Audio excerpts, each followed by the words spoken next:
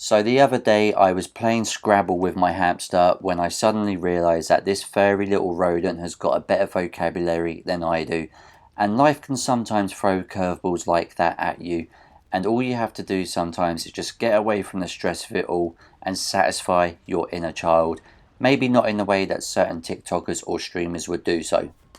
So after begrudgingly accepting my defeat to Monkey, I sat down on the sofa with 4 pints of ice cream and put the TV on.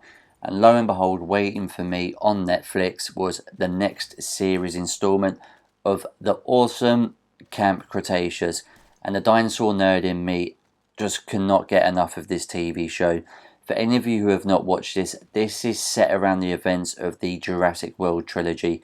As much as I admit those movies are not my favourite installments in the actual movie franchise, I will admit that the first Jurassic World does hit all the right nostalgia notes. But Camp Cretaceous takes on its own story within the timeline of the Jurassic World events, but not following the story within itself. It's its own separate entity, and it is a brilliantly animated cartoon which just sings to my inner 6-year-old. The main premise of this story follows 6 teenagers who have won a contest to be special VIPs on the Jurassic World island. I can't remember if it's Isla Nublar or Isla Sorna. It's the one, whatever that movie, the Jurassic World movies are set on, it is that one.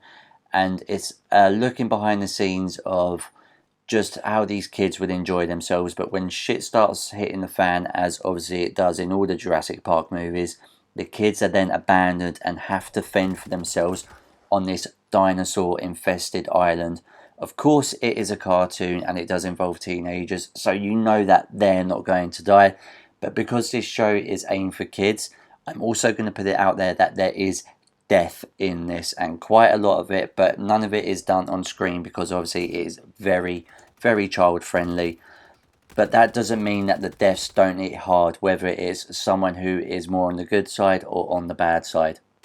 You follow these teenagers in their struggle survival, and it's not just the dinosaurs that are out to get them. There is plenty of behind the scenes espionage involving the companies, as we all know by now, with InGen and the likes of dinosaurs that are modified and created to sometimes hunt down these kids. It's quite brutal, and there are moments in this of just pure genuine heartbreak. There's betrayal, there is mistrust, there is even sacrifice, and I've got to put it out, I can't remember the character's name, but there is a character who gives his life up so that the kids can escape this attack from a bunch of baryonyx. And I cannot put into words that I was not expecting this. I was expecting it to be more like the Jurassic Park Lego series, which is obviously fun and funny and purely aimed at kids and a lot of comedy. And as much as there is comedy in this, it is very hearted and very grounded. The 6 main teenagers you follow in this is an extremely diverse cast, different races, different backgrounds. You have one who is the complete little dinosaur nerd. You have a girl who is an online sensation with her streaming or live videos that she puts up on YouTube. You have an athlete.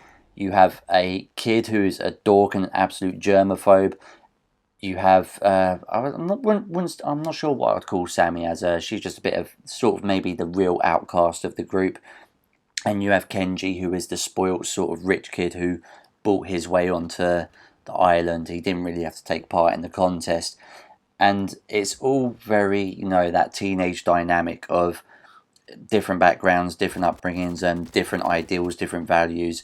But when they're stuck on this island and they're put together, it's brilliant to watch them all come together and just become a team in terms of learning how to survive. Each series does tend to repeat some sort of marks of where they sort of maybe fall out for a couple of episodes, then have to learn to trust each other and be friends again and realise they're stronger together, blah, blah, blah. A very common message that we see in sort of teenage shows these days when it comes to just sort of growing into your own, really. But the animation is brilliant. The dinosaurs, absolutely brilliant. Dinosaur nerd, absolutely loved it. So yeah, I can't recommend Camp Cretaceous enough if you just need to get away and just want something fun to watch for all of the family as well. And this is also our first recorded victory on Warzone. I recorded it last week. I've just been a bit behind with uploading. But thank you all very much for watching as always. Can't thank you enough. It's been a bit dry recently, but I'm just can't thank you all enough. If you're new here, please subscribe. If you did like this video and you love Camp Cretaceous, please leave a cheeky like. I did record another win last week, so I'll be uploading that at some point later. But you'll also notice that watching this footage, if you saw it at the end of that match, it's extremely laggy. So if it hasn't been my thumb drive failing me, it's been my internet. And of course, I'm very busy with the book and everything else going on. But please look after yourselves. I love you guys so much. As always, much love. Take care. Peace.